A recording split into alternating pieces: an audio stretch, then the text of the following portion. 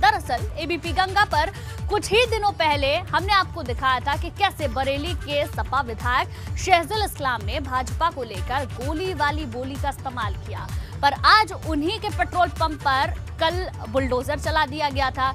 कुछ यही बात हम आपको यहाँ ग्राफिक्स की मदद से दिखा रहे हैं। आप मेरे पीछे एक पेट्रोल पंप देखेंगे और बुलडोजर भी आपको नजर आएगा। जो सपा विधायक है उनका जो ये पेट्रोल पंप है अवैध बताया जा रहा है, जिसके बाद इसे धराशायी कर दिया गया है। बाबा का बुलडोजर राज धराशायी हुआ बंदूकबाज।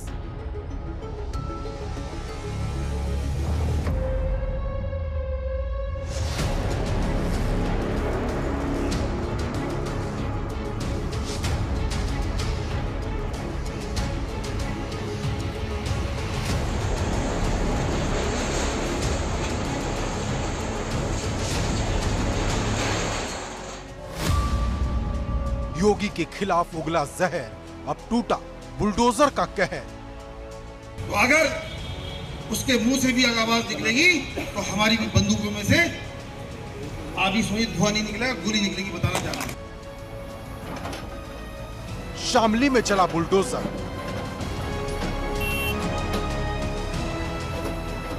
मथुरा में चला बुलडोजर,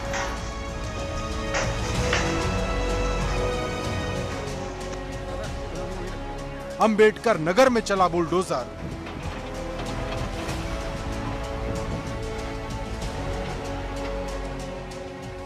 औरैया, अमेठी और आजमगढ़ में भी चला बुलडोजर। यानी जिला जिला बाहुबली बुलडोजर से अवैध मकान धराशायी हुए।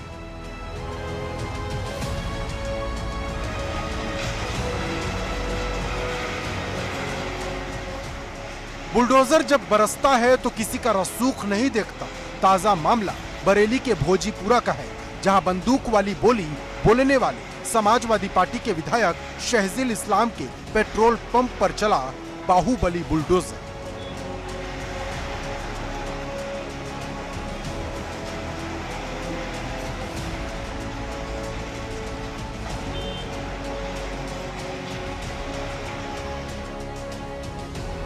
ये वही शहजिल इस्लाम हैं जिन्होंने 2 अप्रैल को सीएम योगी के खिलाफ भड़काऊ भाषा का इस्तेमाल किया। वो दिन चले गए जब उनकी तानाशाही चलती थी। एक मजबूत विपक्ष उत्तर प्रदेश के अंदर मौजूद है और एक हमारे हरदिल अजीज नेता जो कि बब्बर शेर है अखिलेश यादव, वो भी आपके सामने।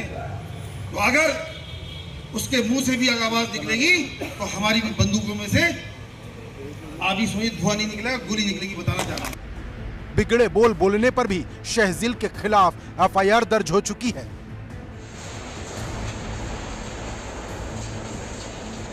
लेकिन बुलडोजर की धमक से शहजिल इस्लाम का पेट्रोल पंप धराशायी हो गया।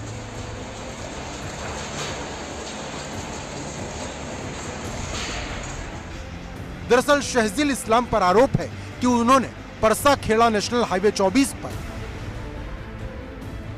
सरकारी जमीन पर अवैध कब्जा किया, बगैर नक्शा पास करवाए उससे बनवाया, जिसके बाद बीडीए ने लगातार नोटिस दिए, लेकिन शहजिल इस्लाम की तरफ से नोटिस का जवाब नहीं दिया गया। बस इसके बाद ही शहजिल इस्लाम के पेट्रोल पंप को ध्वस्त कर दिया गया।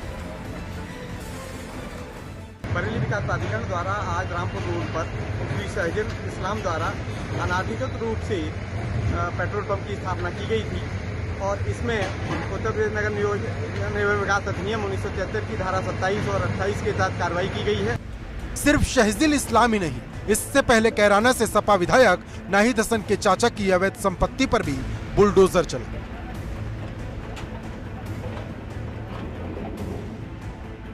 उनके अलावा बसपा के पूर्व मंत्री याकूब कुरैशी के भी बुरे दिन शुरू हो गए हैं।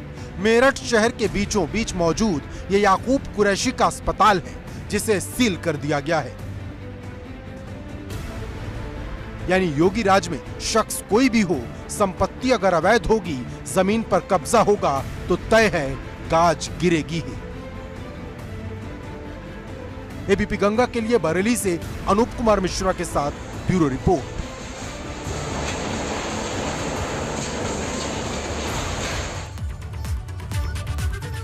और अब बात करते हैं कार्रवाई के उस बुलडोजर की जो अधिकारियों की तरफ घूमने वाला है। योगी सरकार के दोबारा सत्ता में आने के बाद से लगभग हर जिले में बुलडोजर चल रहा है, लेकिन चुभने वाला सवाल ये है कि अवैध निर्माण या अवैध कब्जा हो रहा था तब बुलडोजर चलाने वाले ये अधिकारी कहां थे?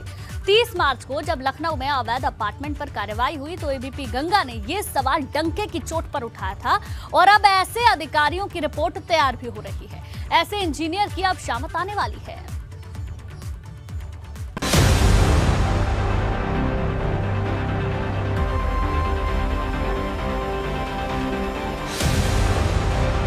सावधान हो जाएं अफसर, चलेगा एक्शन का बुलडोजर।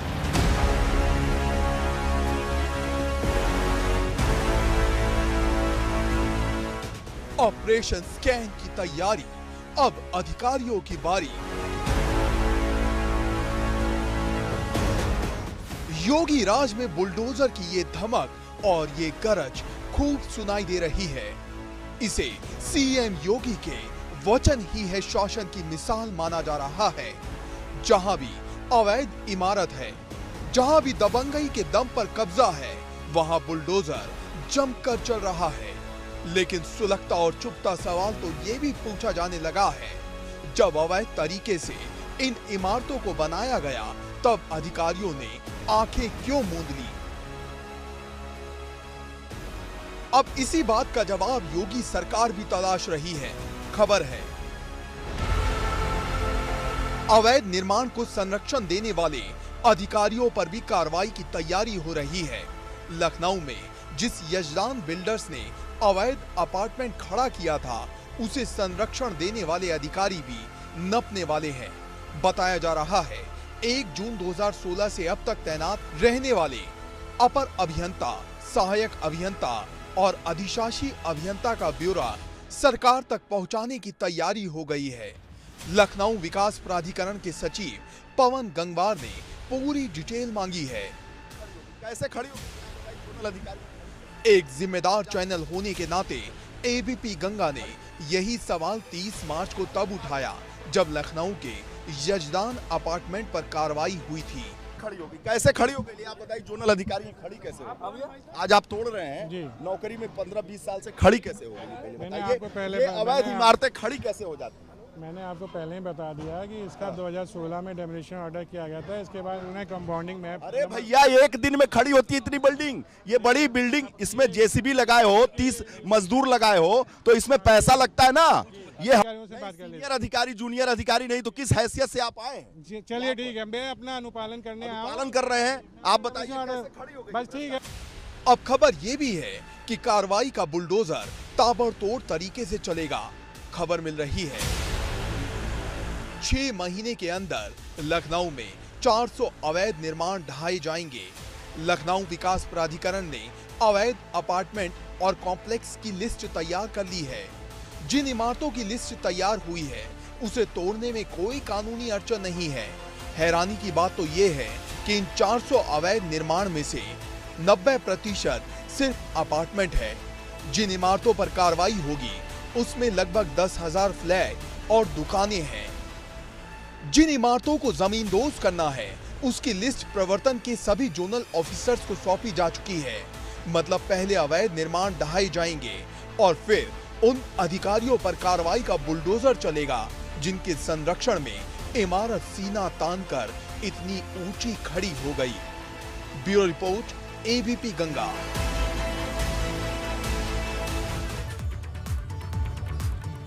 योगी राज 2.0 में बदमाशों के खिलाफ यूपी पुलिस का एक्शन लगातार जारी है। ये वो अभियान है जिसके खौफ से अपराधियों में जबरदस्त कोहराम मचा हुआ है। जगह जगह अपराधी डर के साए में सरेंडर कर रहे हैं या फिर कानून के रखवाले की गिरफ्त में आ रहे हैं।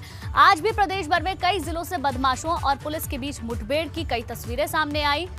ये हम क्यों कह रहे हैं, ये आप देखिए।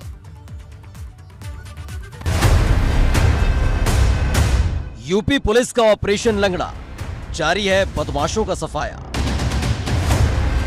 14 दिन में कितने एनकाउंटर, दहशत से कहां-कहां सरेंडर। भैया जी अब ना करूंगा, भैया जी अब ना करूंगा, तो भैया जी अब ना करूंगा। ये योगी सरकार 2.0 में यूपी पुलिस का एक्शन अवतार है। यह हापुड़ से सहारनपुर तक बदमाशों को कानून के रखवालों ने घुटने टेकने पर मजबूर कर दिया। सबसे पहले आपको हापुड़ की तस्वीर दिखाते हैं।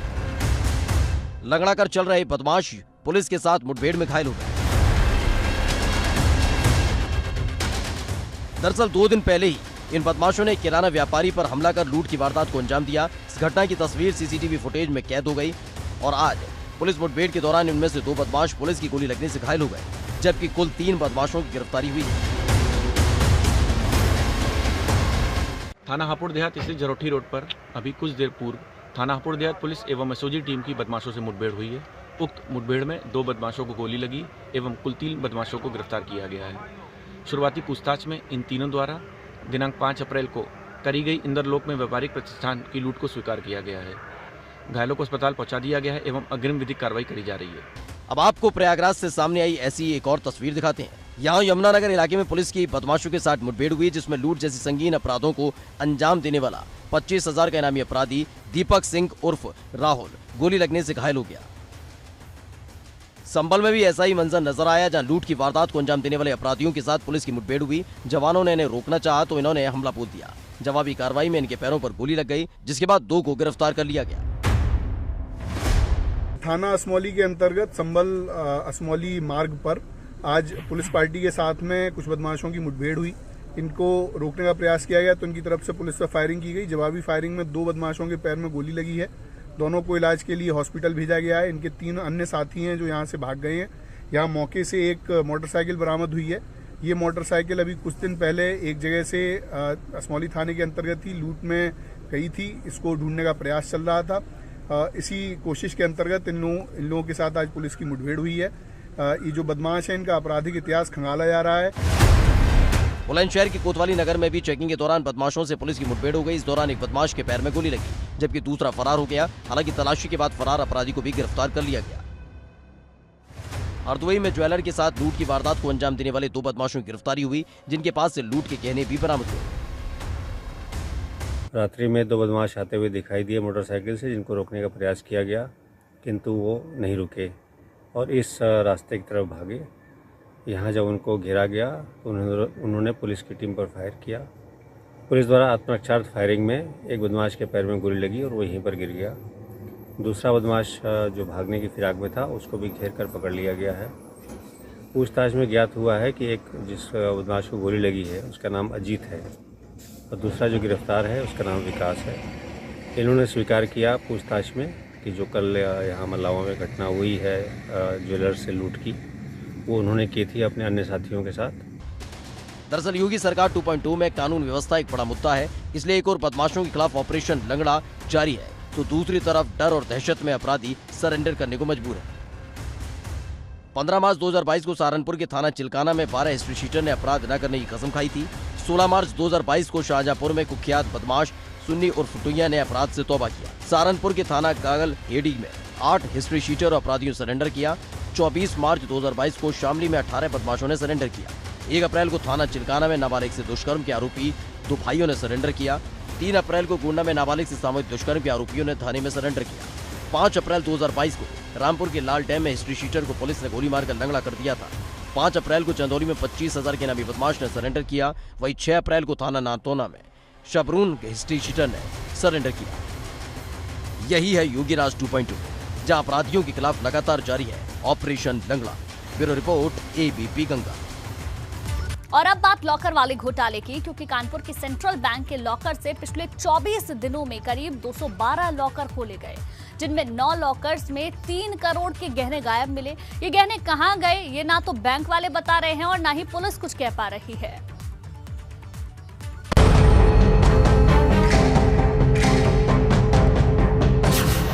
बैंक लॉकर का ब्लैक होल। लॉकर खोला, खजाना खाली। हिंदुस्तान के घर घर में जीवन भर की कमाई खुद की 4 दीवारी से ज्यादा महफूज रखी जाती है, तो वो है बैंक। लेकिन क्या होगा जब आप कई साल अपनी सारी पूंजी, अपनी सारी दौलत किसी बैंक के लॉकर में जमा कर बेफिक्र हो जाए और एक दिन आपको पता चले कि आपकी लाखों करोड़ों की बेशकीमती अमानत गायब हो गई। दरअसल जो बात सुनने में आपको बेहद चौंकाने वाली लग रही है, वैसा ही वाकया इन दिनों कानपुर के सेंट्रल बैंक में सामने आ रहा है। यहाँ लॉकर में ग्राहकों का सामान लापता हो रहा है। मुझको लेके गए मेरे लॉकर रूम पे, मेरी जो की थी वो मैच नहीं कर रही है, लॉकर मेरे की से खुल नहीं रहा है। तो इन्होंने ब्रोकन करने के लिए कहा कि मैं ब्रोकन करवाता हूँ, वो आज तक ब्रोकन नहीं हो पाया।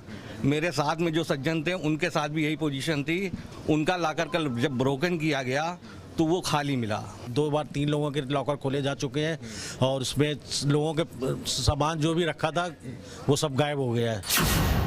बीते 24 दिन में कुल 212 लॉकर खोले जा चुके हैं, जिनमें 9 लॉकर्स में सामान गायब मिला। इनमें से करीब 3 करोड़ के गहने गायब मिले। अब परेशान होकर लोग बैंक कर्मचारियों से उलझ रहे हैं। बैंक का स्टाफ अब आने वाले लॉकर होल्डर्स को बकायदा टोकन देकर ग्राहकों को पुलिस की मौजूदगी में लॉकर चेक करवा रहा है। परेशान हाल ग्राहक सुबह सुबह ही बैंक पहुंच रहे हैं। अपने लॉकर में सुरक्षित समझकर रखे गए सामान को देखने के लिए बेचैन हो रहे हैं। लॉकर के लिए आया हूं मैं भी। मेरे को पेपर में पता चला, न्यूज आई है कि लॉकर से माल गायब हो रहा है, तो मम्मी भी है, तो हम लोग अपना लॉकर चेक करने आए हैं। डर लग रहा है कि जो सालों से जमा पूंजी कर रखी है वो 1 मिनट में ऐसे निकल जाएगी। वहीं पुलिस ने इस मामले की जांच के लिए SIT गठित कर दी है और जांच जारी होने की बात कही जा रही है। बैंक की अथॉरिटीज़ है, उनसे भी हमारी टीम ने बात करी है, वो जो वहाँ पे मैनेजर वगैरह हैं जो टीम है, तो ऐसा लगता है चूँकि लॉकर अंडरग्राउंड जो कि लॉकर्स अंडरग्राउंड में थे, तो ऐसा प्रतीत होता है कि कहीं ना कहीं बैंक का ही कोई कर्मी है जो उसके अंदर इन्वॉल्व है। हम इन सारे बिंदुओं पे वर्क कर रहे हैं। हमने एक स्पेशल इन्वेस्टिगेटिव टीम भी गठित करी है, एक इंस्पेक्टर और 2 सब इंस्पेक्टर DCP क्राइम के अंडर में, जो लगातार सभी से पूछताछ करके इसको घटना का अनावरण करने का प्रयास कर रही है। इस अजीबोगरीब बैंक घोटाले का खुलासा तब हुआ जब एक एक करके तीनों बैंक ग्राहक अपने बैंक लॉकर में रखे सामान को चेक करने पहुंचे, लेकिन जैसे ही उन्होंने लॉकर खोले उनके होश उड़ गए। ABP गंगा के लिए कानपुर से रतीश त्रिवेदी की रिपोर्ट।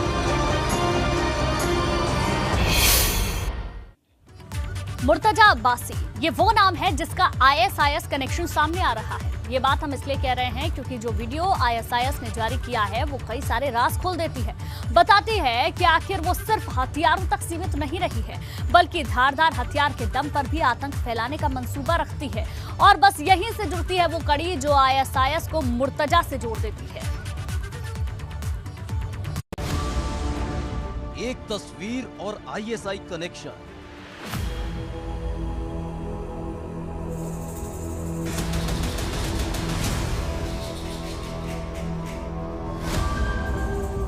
ISI का हसिया वाला विलय।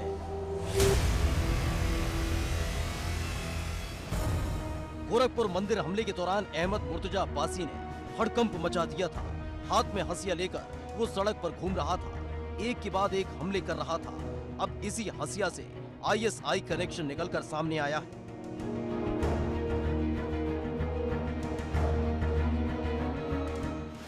अब इस तस्वीर को जरा गौर से देखिए। एक तरफ ISIS का आतंकी है जो हाथ में हसिया लेकर बैठा हुआ है, वहीं दूसरी तरफ गोरखपुर मंदिर पर हमला करने वाला अहमद मुर्तजा अब्बासी है। ISIS के एक वीडियो ने देश की सुरक्षा एजेंसियों के कान खड़े कर दिए हैं और हड़कंप मचा दिया है। दरअसल अभी तक आतंकी संगठन चेतावनी देने के लिए या धमकी देने के लिए जिस तरह के वीडियो जारी करते थे, उसमें वो अत्याधुनिक असलहे जिसमें AK-47, AK-56 जैसी राइफलें शामिल होती थी, वो लेकर प्रदर्शन करते थे और चेतावनियां देते थे, अपने बयान जारी करते थे। लेकिन पहली बार 25 मार्च को ISIS ने एक वीडियो जारी किया जिसमें धारदार हथियार दिखाए जा रहे हैं। ISIS के जो तमाम संगठन हैं, उनके जो कमांडर हैं, वो उस वीडियो में मौजूद हैं और धारदार हथियार दिखाकर ये बता रहे हैं कि भारत में उनके 4 स्लीपर सेल मौजूद हैं। देश की सुरक्षा एजेंसियों के लिए बहुत चिंता की बात है और ये माना जा रहा है कि मुर्तजा भी उन्हीं स्लीपर सेल में से एक हो सकता है। अब सुरक्षा एजेंसियां ये पता लगाने की कोशिश कर रही हैं क्या मुर्तजा वाकई में ISIS का स्लीपर सेल है, और अगर मुर्तजा है तो 3 और लोग कौन हैं जो ISIS के लिए देश में काम कर रहे हैं। इसके अलावा जो देश भर का जो नेटवर्क है ISIS का हो चाहे अन्य आतंकी संगठनों का हो, उसके लिए NIA की भी मदद ली जा रही है, IB से भी मदद ली जा रही है।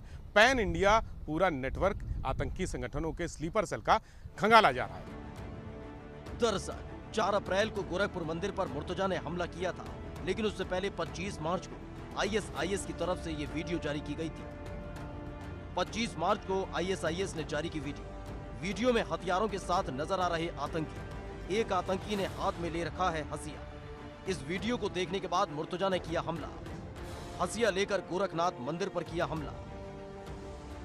ISIS की जिन तस्वीरों को देख रहे हैं, ये उसी वीडियो का हिस्सा है जिसमें ISIS ने भारत में 4 स्लीपर सेल एक्टिव होने का दावा किया। मुर्तजा की कट्टरपंथी फौज। एक तरफ ISIS के साथ मुर्तजा के संबंधों पर मुहर लगती नजर आ रही है, तो वही दूसरी तरफ एक और खुलासा हुआ है कि कट्टरपंथी वीडियो और किताबों को पढ़ने का शौकीन मुर्तजा बाकायदा लोगों को खुद से जोड़ रहा था और उसके लिए वो व्हाट्सएप का इस्तेमाल कर रहा था। व्हाट्सएप के जरिए पढ़ा रहा कट्टरपंथी विचारधारा। कट्टरपंथियों का एक व्हाट्सएप ग्रुप बनाया। देश के कई हिस्सों समेत नेपाल के लोग उस ग्रुप से जुड़े। मुर्तजा की कट्टरपंथी ग्रुप से 200 से ज्यादा सदस्य जुड़े। मुर्तजा और 3 लोग ग्रुप के एडमिन थे। मुर्तजा के इस ग्रुप की जानकारी मिलते ही ATS ने धरपकड़ शुरू कर दी और ग्रुप से जुड़े लोगों को हिरासत में लेने का काम कर रही है। कानपुर, नोएडा, संभल, शामली में छापेमारी की गई। अलग अलग जिलों से भी कुछ युवक उठाए गए हैं। ग्रुप से जुड़े 15 सदस्यों की डिटेल खंगाल रही है ATS। मोबाइल फोन, लैपटॉप और बैंक डिटेल की भी जांच जारी है। मुर्तजा रेडिकलाइज हो चुका था और यही काम अब उसने व्हाट्सएप के जरिए शुरू कर दिया था। ATS की जांच में सामने आया है कि मुर्तजा एक व्हाट्सएप ग्रुप चलाता था जिसमें 200 से ज़्यादा लोग जुड़े हुए थे। मुर्तजा खुद उसका एडमिन था। इसके अलावा 3 और लोग भी एडमिन थे। ATS ने जब मुर्तजा से पूछताछ की तो उसने व्हाट्सएप ग्रुप पर कट्टरपंथी विचारधारा से प्रेरित संदेश और मैसेजेस भेजने की बात कबूल की। उसने ये कबूल किया कि वो दूसरों को रेडिकलाइज करने का काम कर रहा था। ATS ने कल सुबह से लेकर आज दोपहर तक शामली, संभल, नोएडा, कानपुर, दिल्ली समेत तमाम जगहों पर छापे मारकर 15 से ज़्यादा लोगों को हिरासत में लिया है और ये लोग बताए जा रहे हैं कि उसी व्हाट्सएप ग्रुप से जुड़े हुए थे। इन लोगों के मोबाइल फ़ोन की कॉल डिटेल खंगाली जा रही है। इन लोगों के बैंक अकाउंट्स खंगाले जा रहे हैं। तमाम जो सोशल मीडिया अकाउंट्स हैं वो भी देखे जा रहे हैं। कंप्यूटर और लैपटॉप की भी छानबीन की जा रही है। फिलहाल पुलिस कड़ी से कड़ी जोड़ रही है और मुर्तजा की एक एक डिटेल को खंगाल रही है कि कहीं गोरखनाथ मंदिर पर हमले के पीछे किस आतंकी संगठन का हाथ है। यही नहीं, जिन लोगों से लगातार कनेक्ट रहा मुर्तजा, उनको भी हिरासत में लेने के लिए छापेमार कार्रवाई कर रही है, जिससे पूरा का पूरा नेक्सस जल्द से जल्द तोड़ा जा सके। Bureau report, ABP Ganga.